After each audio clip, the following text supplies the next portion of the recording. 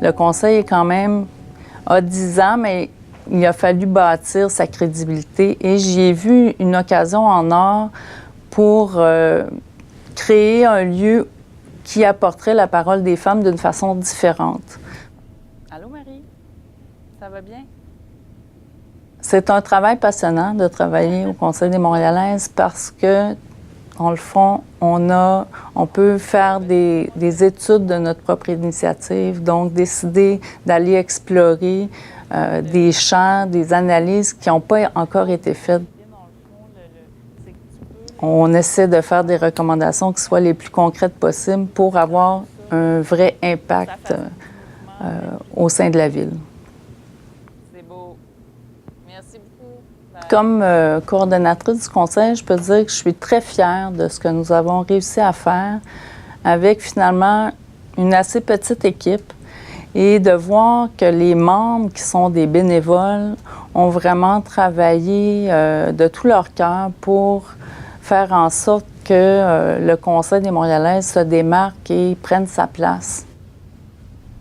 Un de mes rêves pour Montréal, pour le Conseil des Montréalaises, mais aussi pour Montréal, c'est que la question de l'égalité entre les femmes et les hommes devienne un réflexe, devienne une valeur qui est fondamentale et dans chaque projet, qu'on en tienne compte, qu'on s'assure que tout ce qu'on décide finalement favorise autant les femmes et les hommes et répondent à l'ensemble des besoins. Ce sont les groupes de femmes qui se sont mobilisés et qui ont demandé à ce qu'il y ait un Conseil des Montréalaises. Dès sa création, en fin de compte, le Conseil des Montréalaises est un partenaire privilégié de la table des groupes de femmes. On organise ensemble des séances d'information, de réflexion. On participe à des activités aussi en tant que panéliste ou animatrice plutôt. On travaille aussi ensemble sur des projets plus spécifiques. Entre autres, le Conseil des Montréalaises a participé activement à l'organisation du forum public Mieux voir pour mieux agir, l'itinérance des femmes, une réalité urbaine méconnue. On en parle beaucoup, hein, l'égalité entre les femmes et les hommes.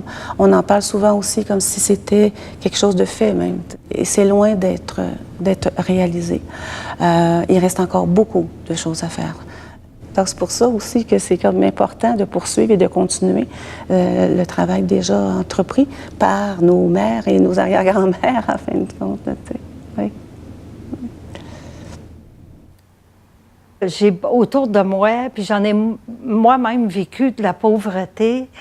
Puis je connais beaucoup de femmes, des femmes, et des femmes aussi avec des enfants, des familles qui vivent dans des situations de pauvreté. Dans le quartier, ici, Ville-Marie, Sainte-Marie, il était question de la revitalisation urbaine intégrée, la RUI. Là, on a commencé à réfléchir comment on voulait la voir, notre quartier, mais vu avec nos yeux de femmes. C'est là qu'on a écrit la Déclaration citoyenne des femmes. Puis, avec les formations qu'on a eues, par après, bien, on est allé dans les conseils d'arrondissement. Puis ça a donné comme un visage humain à ces élus-là. On s'est dit, non, c'est pas vrai qu'ils sont sur un piédestal. Nous, on va oser, puis on va aller les voir, mais c'était tout un défi. Parce que là, les femmes, justement, on avait peur que les femmes, que notre parole soit pas prise en compte. Depuis ce temps-là que je vais voter aux élections municipales, puis si le Conseil des Montréalaises disparaissait demain matin, c'est qu'on n'aurait plus le pont, parce que le Conseil des Montréalaises fait un pont avec tout ce que les femmes vivent, mais aussi avec nos élus. Puis on ne saurait plus où s'adresser.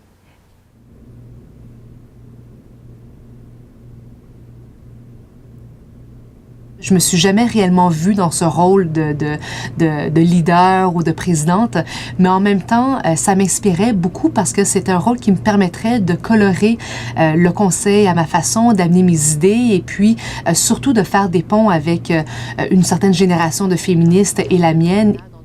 Et moi, ce que je souhaite pour le conseil, c'est que d'autres jeunes féministes choisissent de retrousser leurs propres manches et mènent le combat avec nous pour que d'ici 15 ans, 20 ans et 25 ans, peut-être qu'on n'aura même plus besoin de Conseil des Montréalaises tellement que l'égalité sera atteinte et que les besoins différenciés selon les sexes sera pris en considération et que les élus seront sensibilisés par rapport à ces réalités-là. Et je rêve aussi que le Conseil des Montréalaises puisse rayonner à travers le monde. Aujourd'hui, à l'ère des médias sociaux, à l'ère des communications, que le Conseil puisse connecter avec d'autres femmes à travers le monde, puisse connecter avec les réalités des femmes qui vivent dans d'autres grandes villes, et pour qu'on puisse s'inspirer aussi de ce que d'autres villes font pour mieux intégrer les femmes, pour rendre la ville plus accessible aux femmes, et qu'on s'en inspire pour que Montréal puisse réellement devenir une ville plus inclusive, plus accessible et plus égalitaire.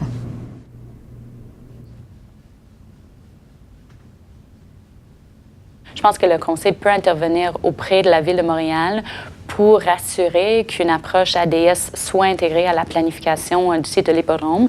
Je pense que le Conseil peut aussi intervenir auprès de la Ville pour qu'il y ait des consultations publiques, en fait, qui sont ouvertes à tout le monde, des consultations à l'Office de consultation publique de Montréal. D'ailleurs, ça se fait déjà. En fait, il y a déjà eu plusieurs interventions.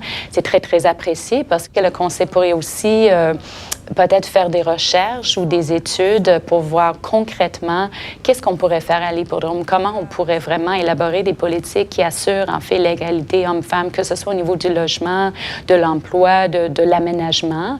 Et donc, je pense qu'avec ses ressources, puis aussi avec sa perspective, en fait, ça serait un rôle important. Les femmes, l'utilisation du transport en commun, celles qui l'utilisent le plus. Mais le besoin de...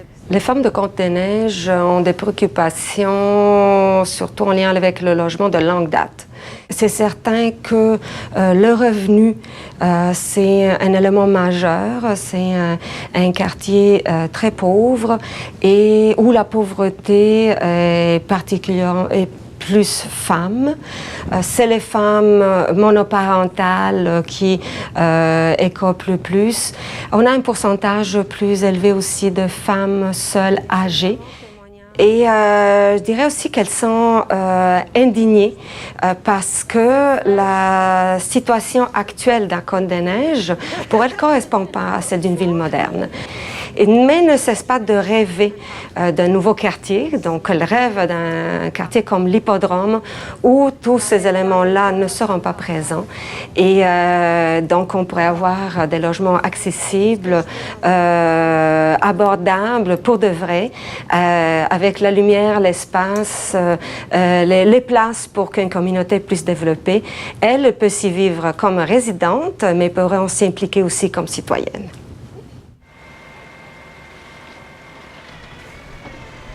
Moi, je suis impliquée au niveau syndical depuis 2005, depuis que je suis tombée enceinte, en fait, à la condition féminine, parce que malheureusement, j'ai failli perdre mon bébé. Pour que je fasse reconnaître que ces vibrations au corps me causaient du tort, je me suis promis que plus aucune femme allait vivre ce que j'ai vécu. Donc, c'est pour ça que j'ai commencé à m'impliquer au niveau syndicalement. On l'a remarqué avec le sondage que le Conseil des Montréalaises ont fait avec être col bleu n'est pas un travail, c'est pas toujours rose. On a pu voir l'impact sur le terrain aussi au niveau des comités pour qu'est-ce qui est de démontrer le fait que peu de femmes, que les conciliations de travail-famille est inexistant. Vraiment impossible avec nos horaires atypiques, l'accès à les garderies aussi à cause de ces mêmes horaires atypiques-là. Donc, suite aux recommandations, ça nous donne une base. On travaillait déjà avec le comité paritaire, on travaillait déjà dans cet enlignement-là, mais ça nous a donné un appui de plus. Maintenant, on est réussi à avoir des vêtements plus ajustés pour les femmes, taille haute. Les gants, on a réussi à avoir des gants pour femmes. Les méthodes de travail aussi ont changé. Les gars nous ont accepté beaucoup plus.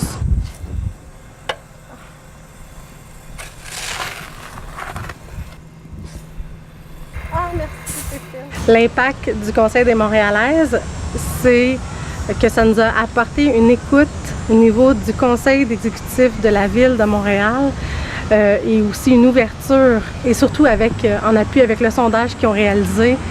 C'était ça notre plus grand point et notre base de travail. On travaillait déjà là-dessus, mais présentement, ça nous donne encore plus un appui fort.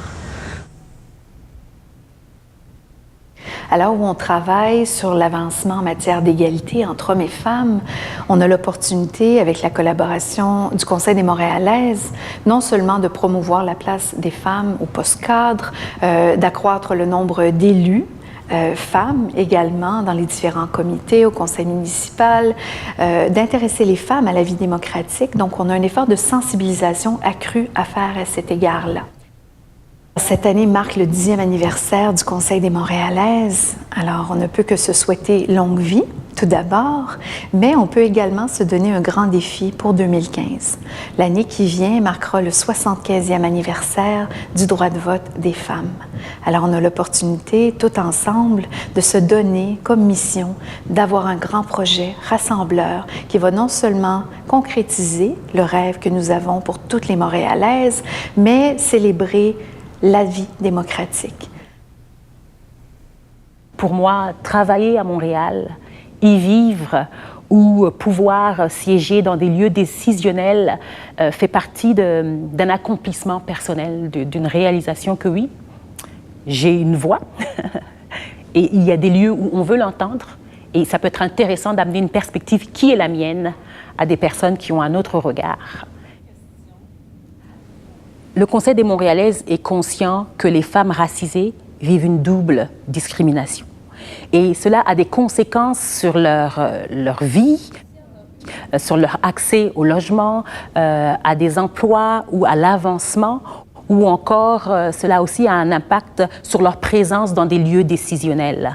Et nous tenons donc dans les années futures à prendre en considération ces éléments-là en faisant probablement des études plus poussées sur la particularité des femmes racisées à Montréal, sachant qu'une Montréalaise sur 3 est née hors du Canada.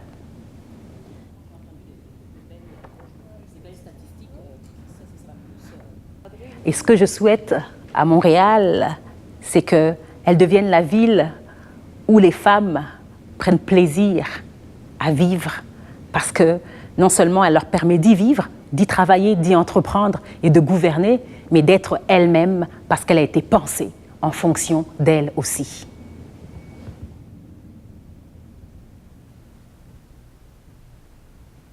La chose, je pense que ce qu'on ferait, c'est qu'on recommencerait.